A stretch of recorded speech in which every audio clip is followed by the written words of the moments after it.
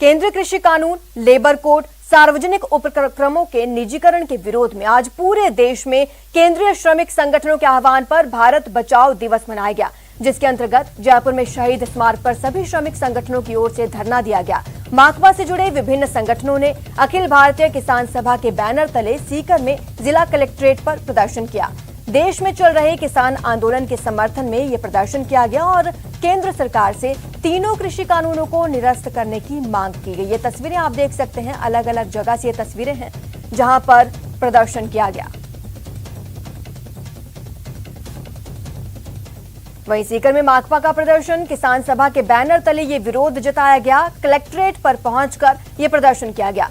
किसानों के समर्थन में हल्ला बोला गया। नए कृषि कानूनों के खिलाफ ये विरोध प्रदर्शन माकपा की ओर से किया गया। कृषि कानूनों को रद्द करने की इस प्रदर्शन के दौरान मांग की गई।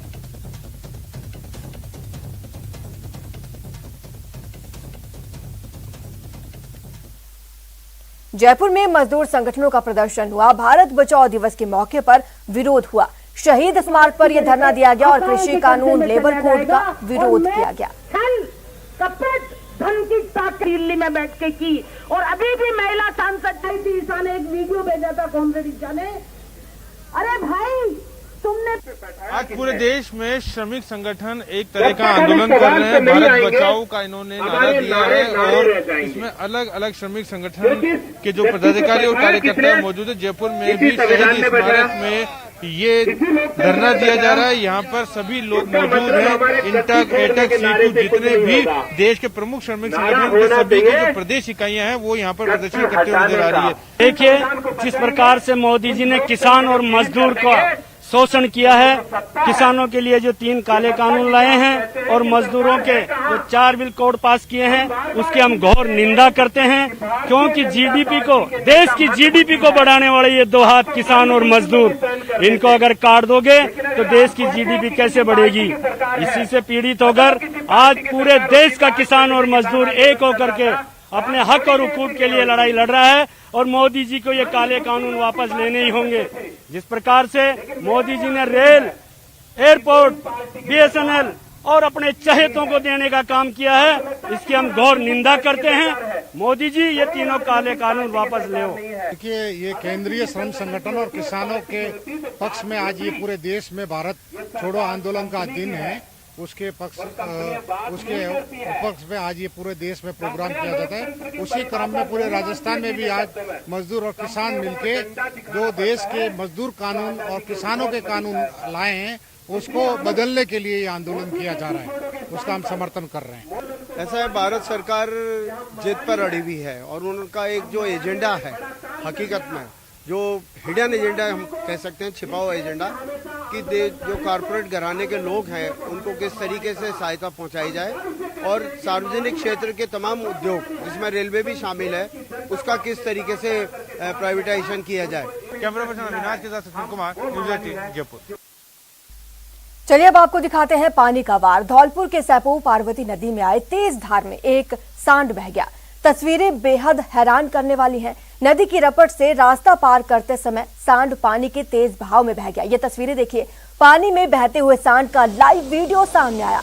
नदी की रपट पर पानी का बहाव इतना तेज है कि सांड अपने आप को संभाल नहीं सका और जैसे ही वो नदी की रपट पर पानी के बहाव के बीच पहुंचा, पल भर में बहता हुआ रपट से नीचे गहरे पानी में समा गया और बाहर निकलने के लिए जतन करते हुए देखा गया।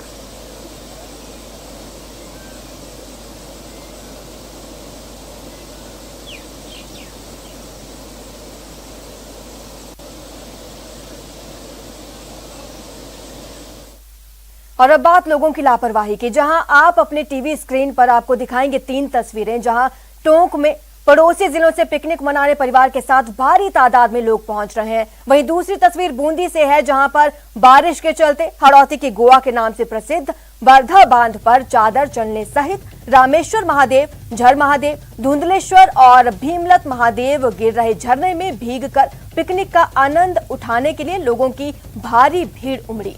वहीं कोटा से ये तीसरी तस्वीर, जहां बारिश का दौर थमने का नाम नहीं ले रहा। लोग पिकनिक मनाने के लिए पहुंच रहे हैं, पिकनिक स्पॉट पर पहुंच रहे हैं। ये तीनों तस्वीरें आप देख सकते हैं। बरसात के बाद लोग पिकनिक मनाने कोटा पहुंच रहे हैं, तो बाकी झरने को देखने के लिए भी पर्यटक लगातार इस जगह पहुंच रहे हैं।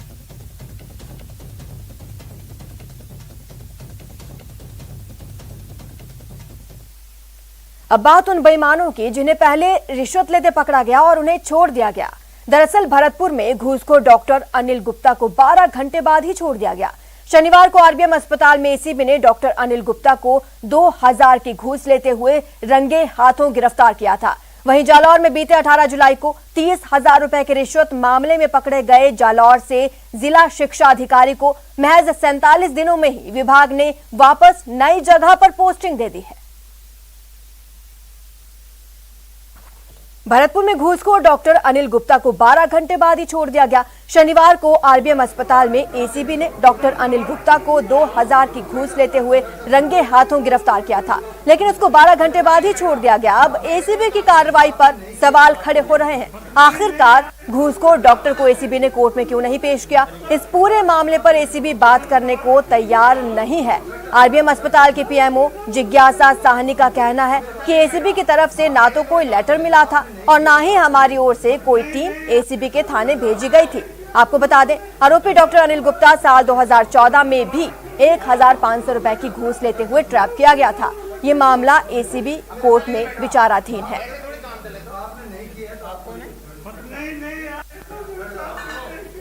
हाँ, देखिए, हमारे यहाँ पर डॉक्टर अनिल गुप्ता के विरुद्ध एसीबी की कार्रवाई हुई है, लेकिन हमारे पास उनकी स्वास्थ्य को लेकर के कोई भी ऐसा रिक्वेजिशन लेटर नहीं आया एसीबी की तरफ से जिसमें उन्होंने मेडिकल परीक्षण की मांग की हो, और ना ही मेरे द्वारा कोई इस प्रकार का बोर्ड गठित करके या किसी भी चिकित्सक को उनके चिकित्सकीय एग्जामिनेशन के लिए या उपचार के लिए नहीं भेजा गया है। एसीबी की टीम ने आरबीएम अस्पताल में डॉक्टर अनिल गुप्ता को 2000 रुपए की रिश्वत लेते हुए रंगे हाथों गिरफ्तार किया था। अब एसीबी की टीम ने आरोपी डॉक्टर अनिल गुप्ता को 12 घंटे बाद ही छोड़ दिया है।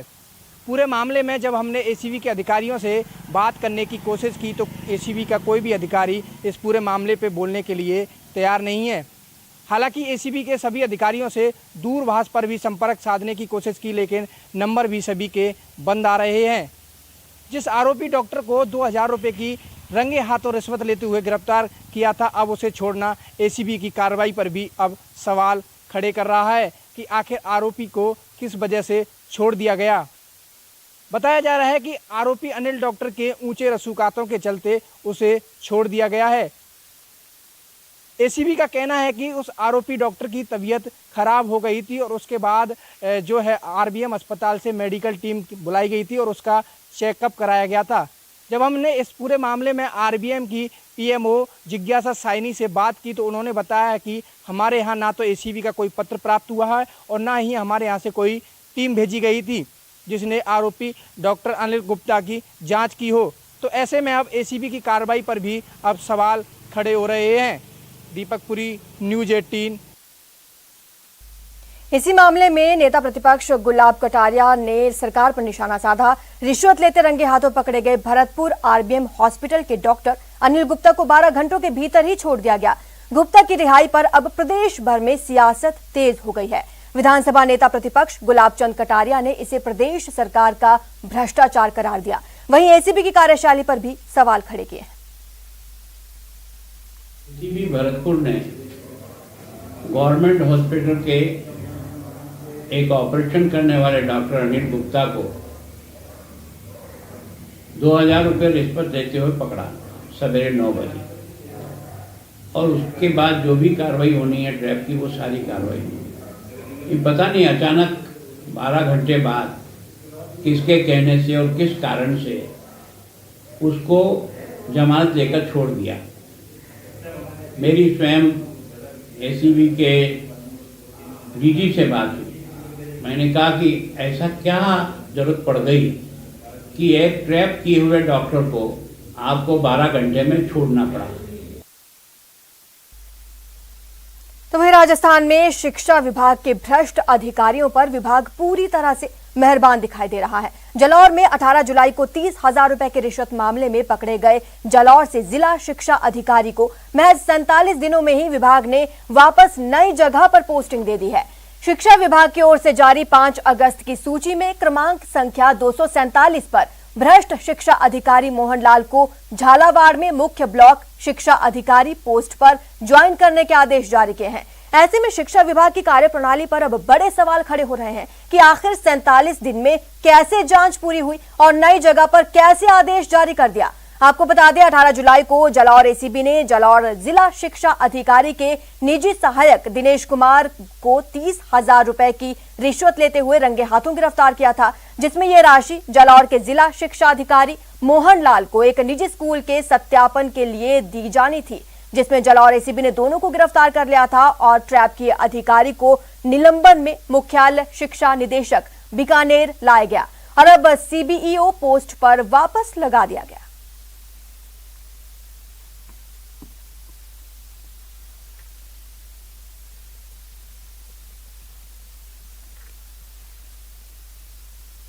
लापरवाही, लापरवाही और सिर्फ लापरवाही। पहले आपको दोनों तस्वीरें दिखाएंगे, जहां पर पहली तस्वीर ये डूंगरपुर की है, जहां सड़क पर एक हाईटेंशन तार गिर गई, जिससे सरकारी आवासों की दीवारों में करंट दौड़ गया और लाखों रुपए के बिजली उपकरण जल गए। वहीं कोटा में एक युवक जैसे ही नहाने के लिए पानी का मोटर चालू करने गया, उसे करंट लग गया और उसकी मौत हो गई।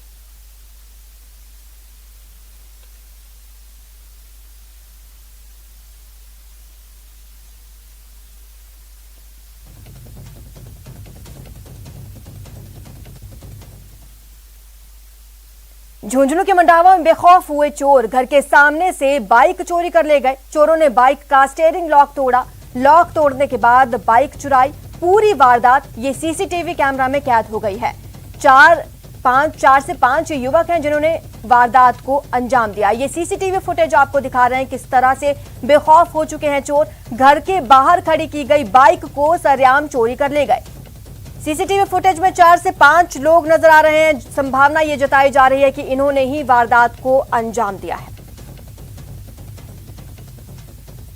कुछ ही पलों में घर के बाहर खड़ी की गई बाइक को चुराकर फरार हो गए।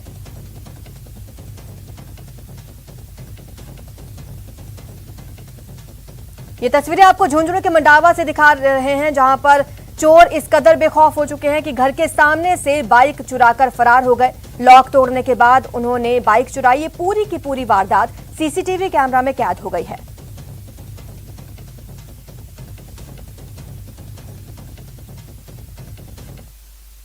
यहां रुकते हैं छोटे से ब्रेक के लिए, जल्द हाजिर होंगे।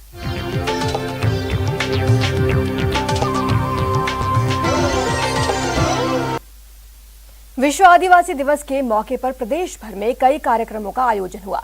अलवर में बीजेपी एसटी मोर्चा की ओर से नयाबास में मीणा समाज के बुजुर्ग और महिलाओं को माला और शॉल उड़ाकर सम्मानित किया गया।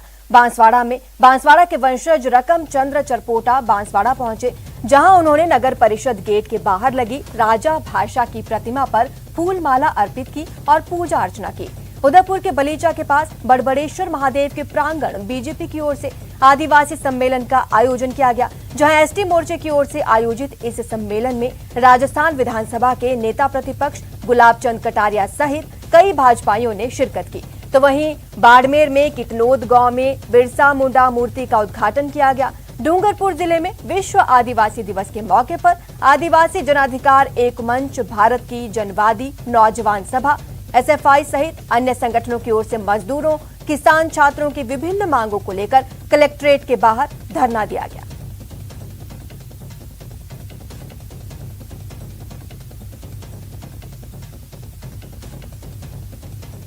विश्व आदिवासी दिवस पर राज्य सरकार की ओर से वर्चुअल राज्य स्तरीय कार्यक्रम आयोजित किया गया। प्रदेश के मुख्यमंत्री अशोक गहलोत कार्यक्रम के मुख्य अतिथि रहे।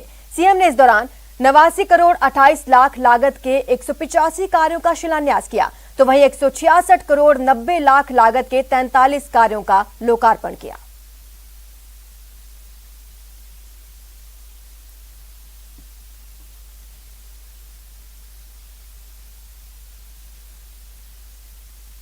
और मुझे खुशी है कि हमारे साथियों की मांग थी जैसलमेर के अंदर, और तमाम हमारे जो ट्राइबल के हमारे विधायकगण हैं उनकी मांग का सम्मान करते हुए हमने आज के दिन पूरे राजस्थान के अंदर सार्वजनिक अवकाश घोषणा करी थी।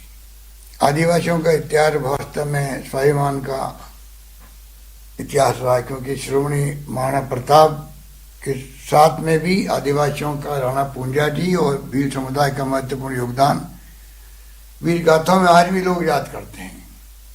तो शुरू से ही आदिवासियों का अलग से मान सम्मान समाज में रहता है, चाहे वो वागड़ क्षेत्र का आदिवासी हो, चाहे वो राजस्थान किसी कोने का आदिवासी हो।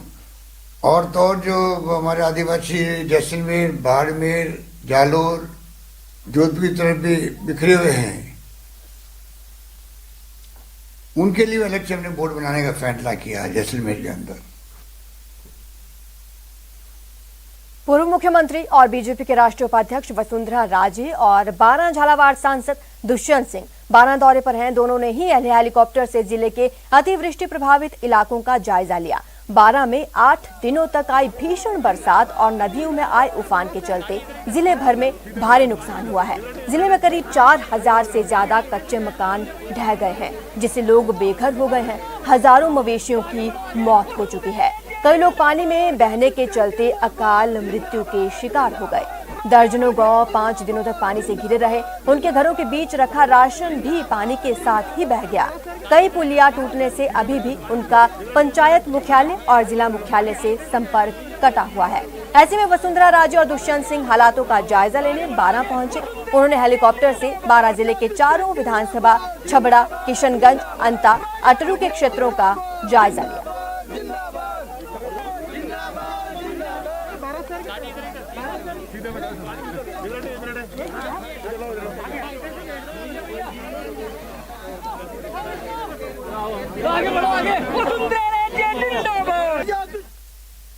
अगस्त क्रांति दिवस पर पीसीसी में सम्मान समारोह और विचार गोष्ठी का आयोजन किया गया, जिसमें पीसीसी चीफ गोविंद सिंह डोटासरा समेत कई दिग्गज कांग्रेसी नेता शामिल हुए। इस दौरान कांग्रेस ने केंद्र सरकार पर जमकर वार किया और कहा कि केंद्र में बैठे लोग संविधान की धज्जियां उड़ाने का काम कर रहे हैं।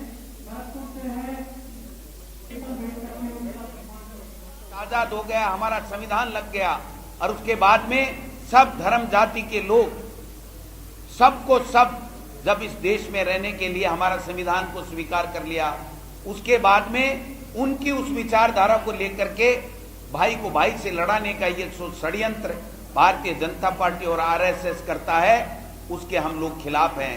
हमको समझना पड़ेगा। वाकई बहुत गंभीर बात है। वर्तमान में जो राजनीतिक व्यवस्था हमारे देश की चल रही है, उस राजनीतिक व्यवस्था का आजादी की लड़ाई से कोई लेना देना नहीं। उन्होंने आजादी की लड़ाई, उस विचारधारा के लोगों ने आजादी की लड़ाई का कहकर नहीं पड़ा। एक भी उस विचारधारा का नेता आजादी की लड़ाई में शामिल नहीं हुआ। जो लोग आजादी की लड़ाई के वक्त उनके जो क्रियाकलाप थे वो भी किसी से नहीं छुपे हुए। आजादी के आंदोलन की जब बात हो तब पंडित नेहरू, सरदार पटेल का नाम लेकर बड़ी बड़ी बातें की जा सकती है, लेकिन जो लोग आजादी के आंदोलन में कभी शामिल नहीं हुए, जिनकी पीढ़ियां कभी शामिल नहीं हुई, वो आजादी के आंदोलन बोले तो उनको शोभा नहीं देता। ये उनका हक है कि वो आजादी के आंदोलन पर बोले, लेकिन सच बोले। इस मौके पर पीसीसी चीफ गोविंद सिंह डोटासरा ने केंद्र पर हमला बोला। उन्होंने कहा कि आने वाले समय में हम केंद्र के खिलाफ देश में क्रांति लाएंगे और उनको उखाड़ फेंकेंगे। लेकिन आज दुर्भाग्य से ऐसी ताकतें केंद्र में सत्ता में हो गई जो न संविधान को मानती हैं, देश की आजादी में कांग्रेस के योगदान को नकारती हैं। जिस आरएसएस का और भारतीय जनता पार्टी का देश की आजादी में नगण्य योगदान था, वो लोग आज अपने आप को राष्ट्रभक्त और राष्ट्रवादी कह करके देश के लोगों को धर्म के आधार पर लड़ाने की साजिश करके उस संविधान के टुकड़े टुकड़े करने में लगे हुए हैं, संविधान का अपमान करने में लगे हुए हैं। जो देश में जो संविधान है उसकी संविधान को नहीं मान करके अपनी मनमर्जी से हिटलरशाही का शासन चला रही है, उन ताकतों को उखाड़ने के लिए कांग्रेस पार्टी के तमाम लोग तमाम कार्यकर्ता सोनिया गांधी और राहुल गांधी जी के नेतृत्व में हम सब लोग एक क्रांति लाएंगे पूरे देश में कि जिन लोगों का देश की आजादी में कोई योगदान नहीं, वो आज राष्ट्रभक्त बन करके देश के संविधान की धज्जियां उड़ा रहे हैं, देश के संविधान को नहीं मान रहे हैं। उन लोगों के खिलाफ हम लोग आंदोलन करेंगे, क्रांति लाएंगे और सत्ता से, केंद्र से दूर भगाएंगे। के सामने आना अलग बात है। कोई भी प्रदेश, कोई भी देश ऐसा कभी नहीं रहा जब अपराध घटित नहीं हुए, लेकिन सरकार जो होती है वो अपराध घटित होने के तुरंत बाद में उसके ऊपर एक्शन और उसको सजा के अंजाम तक पहुंचाना। राजस्थान में बहुत ही शानदार तरीके से लॉ एंड ऑर्डर चल रहा है। कहीं भी घटना घटती है उसके तुरंत बाद में एक्शन होता है, उसको सजा के बिंदु तक पहुंचाने का काम कांग्रेस की राजस्थान में सरकार कर रही है। इनके पास कोई मुद्दे नहीं है। जो हमारी सरकार कोरोना में बहुत शानदार मैनेजमेंट हुआ। 15 अगस्त करीब है और इसे देखते हुए सीमा पर ऑपरेशन अलर्ट चलाया जाएगा। बीएसएफ 11 से 17 अगस्त तक सरहद पर सुरक्षा के कड़े बंदोबस्त करेगा ताकि परिंदा भी पर ना मार सके। इस दौरान सारा मैन पावर बॉर्डर पर रहेगा, यहां तक कि बीएसएफ के अधिकारी भी सरहद पर ही तैनात रहेंगे। कमांडेंट का हेडक्वार्टर सीमा पर रहेगा और वे अलर्ट के दौरान वहीं मौजूद रहेंगे। बीएसएफ इस दौरान पूरी तरह से खुफिया एजेंसियों से कोऑर्डिनेशन में रहेंगे। किसी भी तरह के इनपुट पर बीएसएफ सजग रहेगी। बीएसएफ के निगाहबान दिन और रात तारबंदी पर पहरा देंगे। सुरक्षा लाखों की संख्या में बढ़ाई जाएगी। ऊंटों से गश्त और फुट पेट्रोलिंग बढ़ाई जाएगी।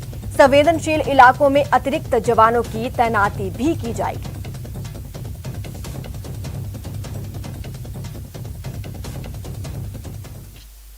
मशहूर कवि प्रसून जोशी ने ओलंपिक में मेडल जीतने वाले खिलाड़ियों का हौसला बढ़ाया। अपनी कविता के जरिए उन्होंने कहा, एक नए भारत का उदय हो रहा है और अब ये रुकने वाला नहीं है। एक आसमां कम पड़ता है और आसमां मंगवा दो, है बेसब्र उड़ाने मेरी पंख ये नीले रंगवा दो। स्वप्न करोड़ों सत्य हो रहे, स्वप्न करोड़ों सत्य हो रहे, अब उनका सत्कार करो। निकल पड़ा है भारत मेरा, अब तुम जय जयकार करो। जाग गया विश्वास हमारा, अब खुद को पहचाना है। बोर्ड परीक्षा परिणाम के बाद केंद्रीय माध्यमिक शिक्षा बोर्ड के निर्देशानुसार बिरला एजुकेशन ट्रस्ट पिलानी में प्रिंसिपल प्रेस मीट का आयोजन किया गया, जिसकी अध्यक्षता बिरला एजुकेशन ट्रस्ट के निदेशक मेजर जनरल एसएस नायर ने की। इसमें बिरला एजुकेशन ट्रस्ट से जुड़े हुए शैक्षणिक संस्थान शामिल हुए। कार्यक्रम में ट्रस्ट से संबंधित विद्यालयों के बोर्ड परिणामों पर मंथन किया गया।